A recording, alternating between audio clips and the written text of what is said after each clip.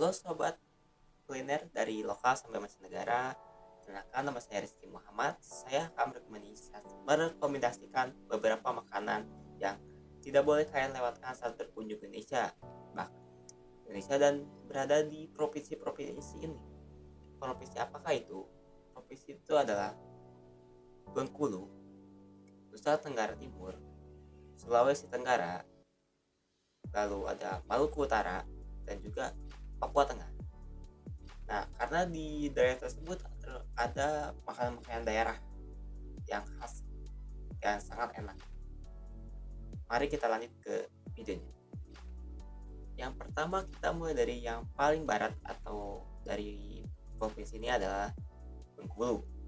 Ya, Provinsi Bengkulu memiliki cemilan khas yang memang dinamakan kue siput. Kenapa disebut kue siput? Karena kue ini berbentuk siput. Nah, banyak orang yang menggemari kue ini. Biasanya kue ini selalu hadir di saat acara-acara besar atau hari-hari besar. Contohnya adalah Idul Fitri.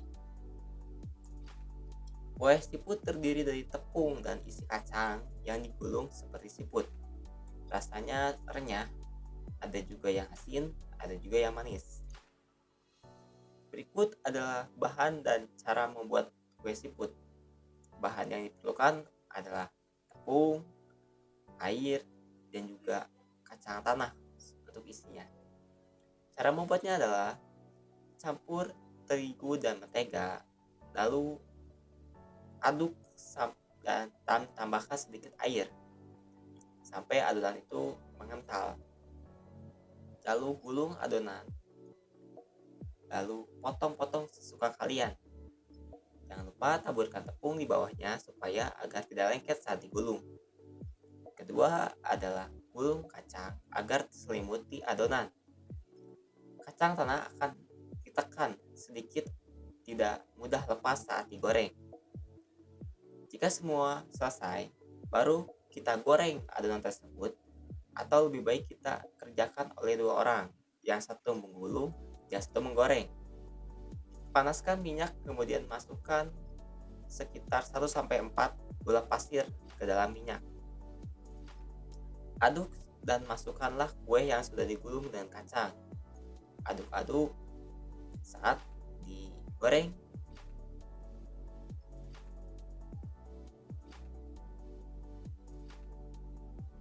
Aduk-aduk terus sampai gula merata. Pada saat menggoreng, akan terdengar letusan-letusan kecil seperti ketika kita sedang menggoreng kacang.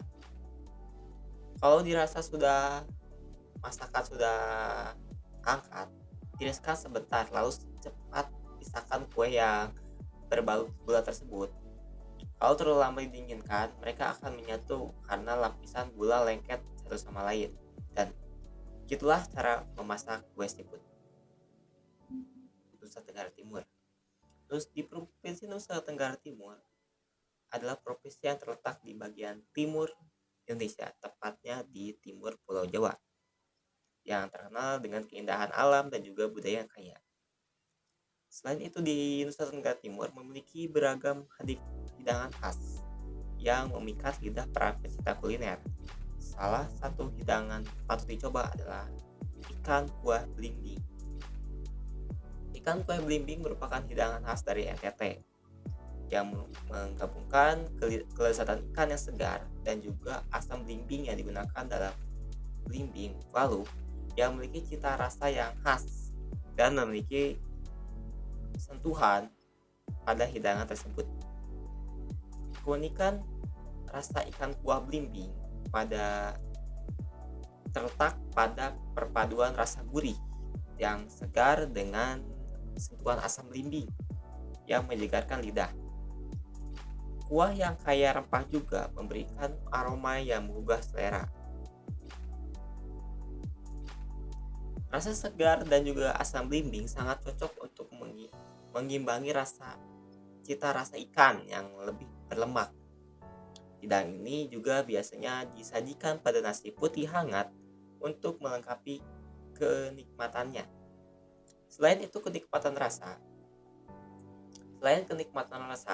ikan kuah blimbing juga memiliki manfaat kesehatan. Blimbing mengandung vitamin C yang tinggi dan juga serat yang baik untuk pencernaan. Ikan segar juga digunakan sebagai hidangan ini juga kaya akan protein dan omega 3 yang bermanfaat bagi kesehatan jantung. Oke, kita lanjut ke provinsi yang ketiga, yaitu Provinsi Sulawesi Tenggara. Di Provinsi Sulawesi Tenggara sendiri terdapat makanan khas, yaitu sate gogos pakea. Dan pakea merupakan bahan dasar kerang, di mana kerang ini dapat mudah ditemukan di Kali Pohara, Kabupaten Konawe, dan Asera. Pakea berarti kerang. Biasanya sate ini disajikan dengan kerang rebus, kemudian ditusukkan oleh bambu. Dan juga bisa disajikan dengan bumbu bacem manis atau bumbu yang berasa agak pedas. Sate gogos ini mudah dijumpai di pedagang kaki lima, khususnya di tempat wisata pantai Sulawesi Tenggara. Dengan rasanya yang cukup unik dan ukurannya pas di mulut, sate ini bisa membuatmu ketagihan dalam memakannya. Cara membuat sate gogos pakea ini cukup mudah, yaitu pertama, rebuslah air hingga mendidih, lalu masukkan kerang ke dalamnya dan masak hingga kerang terbuka secara otomatis. Kedua, ketika kerang sudah terbuka, segera keluarkan kerang dari cangkangnya, lalu biarkan sebentar dalam rebusan air. Ketiga, angkat kerang, lalu tusuk dengan tusuk sate. Satu tusuk sekitar 5-6 buah dan letakkan di piring.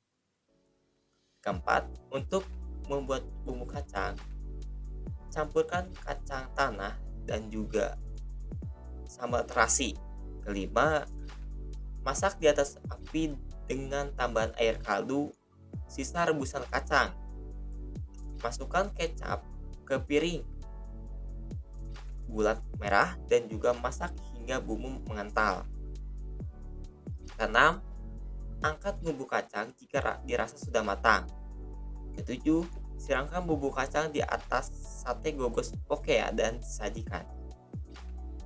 Oke, kita bakal lanjut ke makanan khas di provinsi yang keempat, yaitu Provinsi Maluku Utara. Nah, dari provinsi ini kita akan mendapatkan makanan khas yang terkenal di Pulau Tidore di Provinsi Maluku Utara, yaitu yang bernama kue lapis Tidore. Lapis Tidore atau kue lapis kacang Tidore merupakan kue legendaris asal Pulau Tidore. Rasanya lembut di lidah, menjadikan kudapan di favorit masyarakat Tidore di momen Idul Fitri atau di hari raya besar-besar lainnya. Lapis Tidore pada umumnya dibuat 3 lapis, di mana setiap lapisnya terdapat selai kacang dan juga gula merah yang renyah, hingga menjadikan khas Tidore. Dan di momen Idul Fitri, lapis Tidore ini harus wajib disediakan warga di atas meja tamunya. Meski namanya lapis Tidore, kue ini tak cuma diproduksi oleh Tidore saja atau masyarakat Tidore saja, melainkan seluruh orang di daerah Maluku Utara tanpa mengganti nama kuenya. Jika ingin mencicipi kue lapis Tidore, mereka tidak perlu jauh-jauh ke Maluku karena bisa membuatnya di rumah, dan juga resepnya cukup mudah. Cara membuat lapis Tidore adalah pertama mixer telur dan juga gula sampai halus. Kedua, masukkan tepung terigu hingga sedikit demi sedikit dan aduk dengan spatula sampai tercampur dengan rata. Ketiga, tuangkan adonan ke dalam loyang bulat yang telah diolesi mentega. Keempat, oven dengan api di bawah, api atas sampai matang. Kelima, lelehkan gula merah, gula putih, dan garam dengan air sampai kental. Keenam, masukkan kacang tanah yang sudah di blender dan aduk-aduk sampai rata. Lalu angkat, lalu dinginkan. Kita bakal ke provinsi yang kelima, yaitu provinsi Papua. Nah, di Papua sendiri kita mendapatkan makanan khas di sana, yaitu sate ulat sagu. Mungkin saat mendengar kata ulat, telinga kita akan terlihat geli. Apalagi kita yang sudah membaca, melihat, mendengar di televisi atau di media sosial bahwa ulat hidup bisa dikonsumsi secara langsung. Tapi apakah benar ulat sagu memiliki rasa yang sangat enak? Ulat sagu berasal dari batang pohon sagu yang ditumbangkan atau didiamkan selama 3 bulan. Bagian dari batang pohon sagu penuh dengan kandungan tepung yang menjadi makanan ulat sagu. Ulat sagu memiliki kandungan protein tinggi dan rendah kolesterol. Masyarakat asli Kabupaten Jayapura, khususnya ibu-ibu yang baru saja melahirkan, biasanya mengkonsumsi ulat sagu. Mereka percaya bahwa ulat sagu mempercepat proses persalinan. Namun, dari beberapa kasus, kandungan protein ulat sagu yang tinggi dapat menyebabkan reaksi alergi, yaitu ruam merah dan juga gatal-gatal. Ulat ini akan dicuci dan dipersiapkan untuk diolah menjadi hidangan khas lezat. Ulat sagu sudah dipersiapkan, kemudian diolah dengan bumbu khas Papua seperti bawang merah, bawang putih, dan juga rempah-rempah lainnya. Setelah diolah, ulat ini ditusuk menggunakan bambu atau tusuk sate dan siap untuk dipanggang. Mungkin banyak orang yang berpikir bahwa makan ulat adalah suatu yang aneh dan menjijikan. Namun, sate ulat sagu memiliki cita rasa yang unik dan lezat. Tekstur lembut dan cita rasa gurih dari ulat sagu dipadukan dengan aroma rempah-rempah dan kepedasan cabai, menciptakan sensasi makan yang tidak pernah terlupakan.